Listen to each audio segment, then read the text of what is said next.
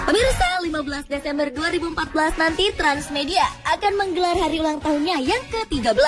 Bertajuk 13 Karya Gemilang, gelaran pesta ulang tahun ini pun akan dimeriahkan oleh sederet nama artis papan atas tanah air.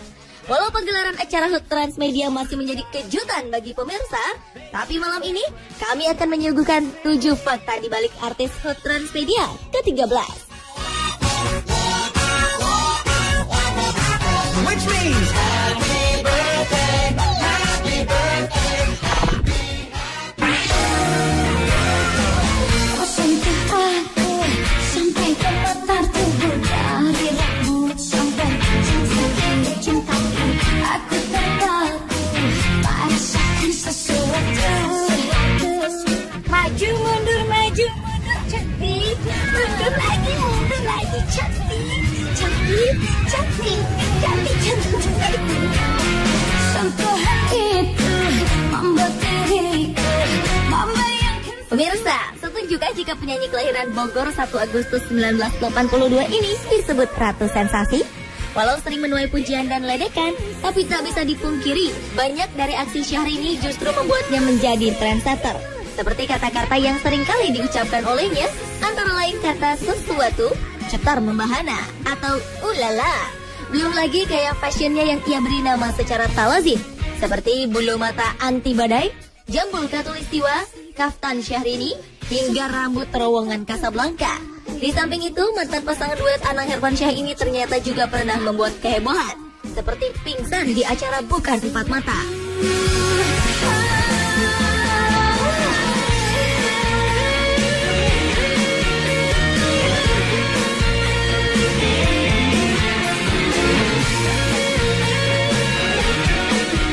Sampai kelucuan dari pernyataannya saat akan konser di Singapura 2013 lalu. Ininya kepengennya apa tuh namanya, terpancar, memancarkan aura cetar membahana. Lagu Satu Mandarin yang memang itu khusus di request oleh Marina BSN. Nah, itu adalah salah satu lagu yang sangat famous di Mandarin sana. Nah, selain itu, artis yang pernah terpilih menyambut pesepak bola terkenal David Beckham saat berkunjung ke Jakarta ini juga suka membuat sensasi dengan mengunggah video pribadinya ke publik. Ciao from Sepeda Mountain. Ini gunung terindah di dunia. Aku sangat menikmati banyak bunga-bunga. Dan aku mau bawa buat pernah kulihat lukisan cantik, 7 bidadari dari langit. Namun saat kulihat masih hangat di ingatan kita bagaimana hebohnya pernikahan Raffi Ahmad dan Nagita Slavina pada 17 Oktober 2014. Bak Royal Wedding atau pernikahan putri dan pangeran kerajaan, pernikahan kedua artis tersebut disebut-sebut sebagai pernikahan termewah di 2014. Air di acara siraman saja, kabarnya diambil dari 7 sumber mata air di Tanah Suci, antara lain dari Masjid Nabawi dan Masjidil Haram. Lalu total dari biaya pernikahan Raffi dan Nagita Oktober lalu konon mencapai 10 miliar rupiah. Sebagai public figure yang sedang naik daun, tidak heran jika artis asal Jawa Barat ini disebut-sebut sebagai pembawa acara dengan bayaran termahal saat ini. Untuk satu acara reguler yang biasa ia pandu, kabarnya Raffi mematok harga kisaran 50 juta rupiah. Anda bisa bayangkan berapa pendapatan Raffi Ahmad setiap bulan? Ya, wajar saja jika Raffi Ahmad mendapat bayaran mahal karena ia mampu menghibur dengan totalitas.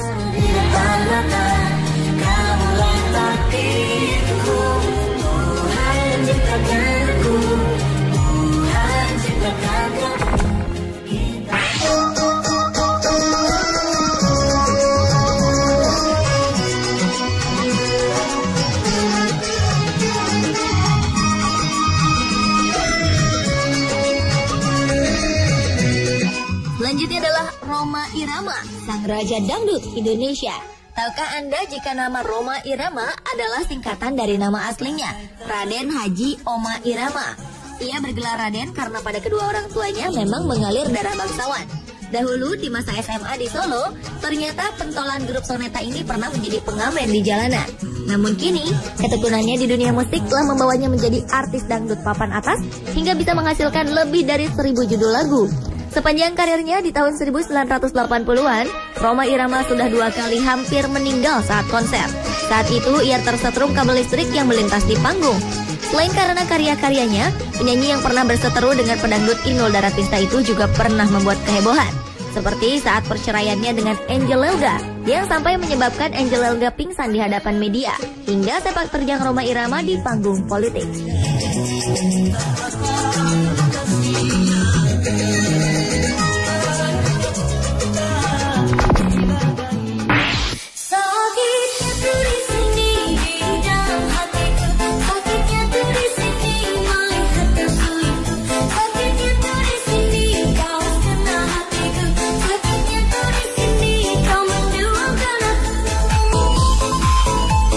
Tembang Sakitnya Tuh di Sini sedang membahana. Di mana-mana lagu itu sepertinya begitu dekat dengan telinga kita. Sang pelantun Cita-Cita pun tak kalah ikut populer. Meski dikenal sebagai penyanyi dangdut, namun ternyata darah kelahiran Bandung 14 Agustus 1994 itu mengawali karirnya sebagai penyanyi jazz di kafe-kafe. Sebenarnya saat itu ia merasa malu menyanyikan lagu dangdut. Tahukah Anda bahwa lagu Sakitnya Tuh di Sini tercipta ketika Cita kesulitan membawakan sebuah lagu di studio rekaman. Ia pun mengucapkan kata sakitnya tuh di sini secara tak sengaja. Saat itulah ia meminta dibuatkan lagu dengan kata sakitnya tuh di sini.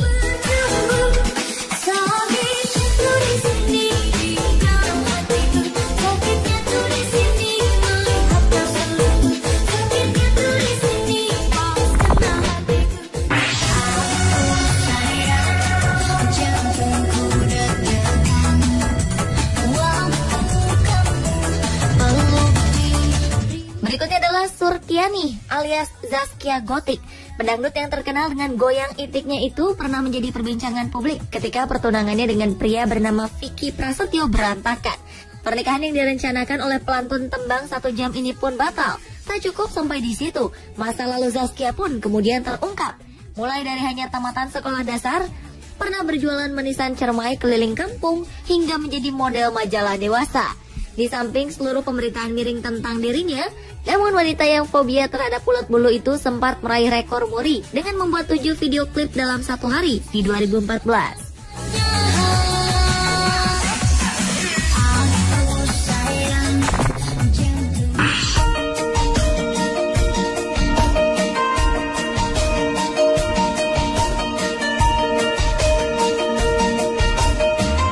Membicarakan band Noah, tentu tak bisa lepas dari pesona Ariel, sang vokalis. Pria kelahiran 16 September 1981 ini memang banyak disukai penggemar Noah, terutama wanita.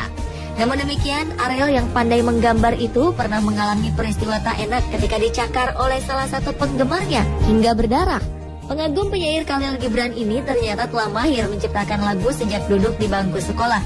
Bahkan ketika berada di dalam penjara beberapa waktu lalu, Ariel tetap membuahkan karya bertitel Dara. Ariel yang sekarang suka menggonta-ganti warna rambutnya itu ternyata juga memiliki bakat lain di dunia olahraga. Ini terbukti saat dirinya berhasil meraih medali emas kejuaraan nasional inline hockey saat duduk di bangku SMU.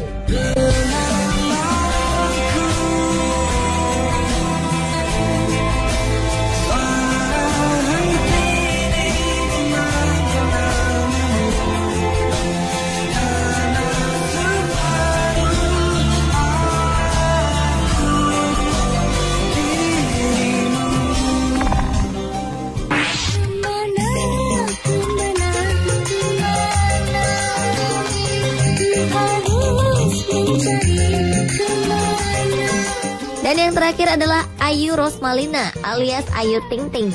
Nama Ayu Ting Ting bersinar setelah membawakan tembang dangdut berjudul Alamat Palsu, di mana video klipnya justru populer di dunia maya. Meski tenar dengan lagu bergenre dangdut, namun Ayu mengaku awalnya ia tak menyukai musik ini. Sebelum menjadi seperti sekarang, dulu Ayu ternyata sempat dijauhi oleh teman-temannya karena berprofesi sebagai penyanyi dangdut. Beberapa waktu lalu, kehidupan pribadi Ayu sempat menarik perhatian publik saat ia bermasalah dengan suaminya Angie dan kemudian melahirkan setelah 5 bulan pernikahan mereka. Wanita yang fobia kucing ini ternyata penggemar K-pop. Tak heran fashion para artis Korea menjadi acuannya dalam berpenampilan.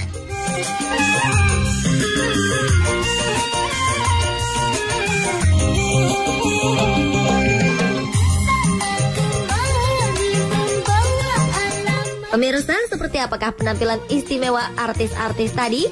Saksikan saja di kemeriahan ulang tahun Transmedia yang ke-13, 15 Desember 2014 pukul 18.30 waktu Indonesia Barat, tentunya di Trans 7.